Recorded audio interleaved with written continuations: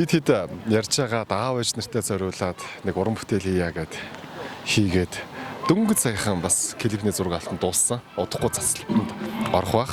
Тэгэд энэ хүн болгоны хамгийн гол үн цэнтэй зүйл бол гэр бүл байдаг. Тэр дундаа эцэг их гэдэг бол хүний одоо хамгийн зүрх сэтгэлд ойр байдаг.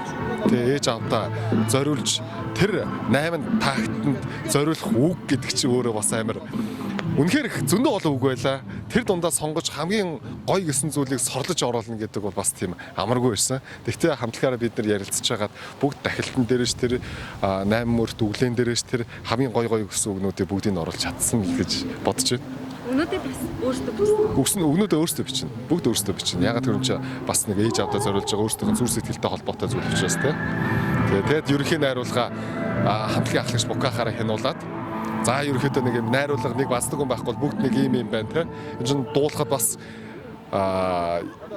их найруулга их хэрэгтэй.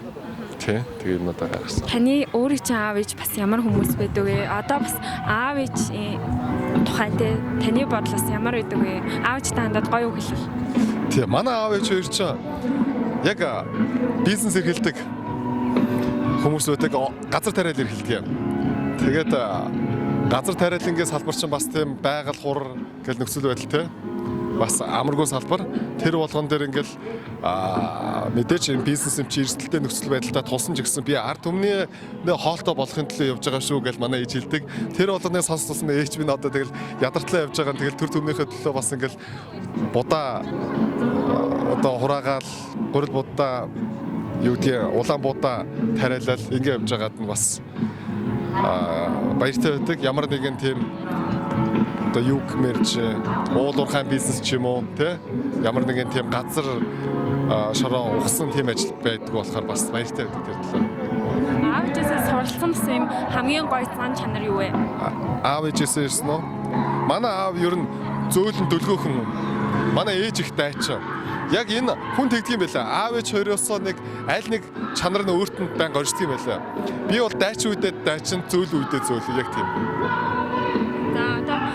Тэ хандаад гоё хэлэх. Хайрлаж, урамшуулж яг ингээд нэг үг байдаг юм шүү дээ. Яг ингээд сэтгэл дотор байгаа зүйлийг ингээд гаргаж ярина гэхээр бас айгүй маш олон юм байгаад байна. Айлын дөрөв жилгөө тэгээ багдах болов те нэг үгээр хэлж үзгээр хэл бичиж боломгүй гэдэг шиг те.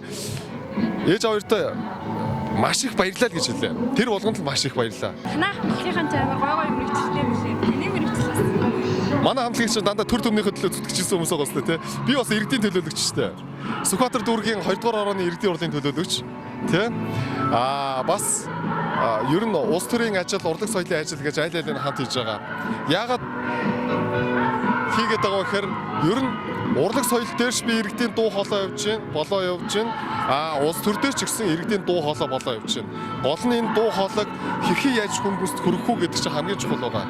Тий. Тэгэхээр миний ажил бол хууль эрх зүйч, улс төрч.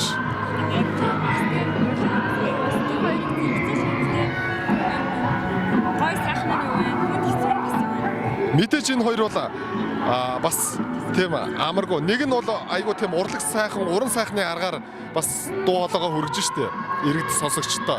Нөгөө талаас нь бодит факт иргэдийн төлөө дуугарч иргэдийн өмнөөс тэр хариуцлага хүлээж байгаа учраас те яаж болохоор бас ингэж харсан. Гэхдээ миний альва юм байдаг. Альва зүйлийг 10,000 хийх юм бол мэрэгшнэ гэж байдаг байхгүй 10,000 цаг бол мэрэгшнэ. Урлаг соёл дээр бол ялцгүй бас одоо 365 хоног 3-4 жил өмнө би бас 20 жилийн өмнө дуулж ирсэн гэхээр бас яг тэр тал дээр бол ойрхон байгаа. Улс төр дээр хууль эрх зүйн дээр болохоор бас өөрөө би Монгол Улсын их сургуулийн эрдэнэ бакалавр магистраар төгсөж ирсэн. Тийм учраас бас миний өөр юм мэрэгжлийн салбар учраас бас хууль эрх зүйн салбартай ойр байгаа. Улс төрийн салбар. Одооны хаа үгнэрт гэх юм уу? Одоо юу хүмүүст хүргэж гаргахыг хүсдэг вэ? Би нэг айгүй сонь нэг арга бэлэг гэж юм байдаг штэ. Бэлэг гэдэг зүйл чинь болохоор одоо юу гэдэг би бол аливаа зүйлийг арга ухаан буюу судалгаан дээр сурлахыг хичээдэг. Жишээ нь одоо бид хэдий чинь дуу амар байна уу дуу байна.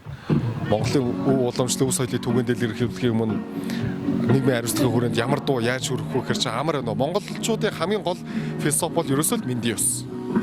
мэндийн ёс дээр тулгуурласан юм сайхан уран бүтээл бид хэд ингэж хийж чадсан. Тэрийг өв уламжлалт өв соёл гэдэг зүйл чинь өөрөө үйл хөдлөлөөр дамжиж илэрхийлэгдэх юм байна.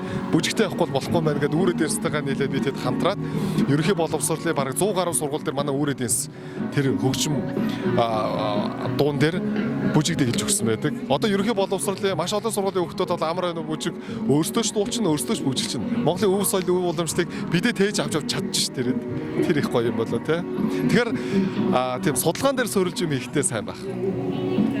Баярлаа.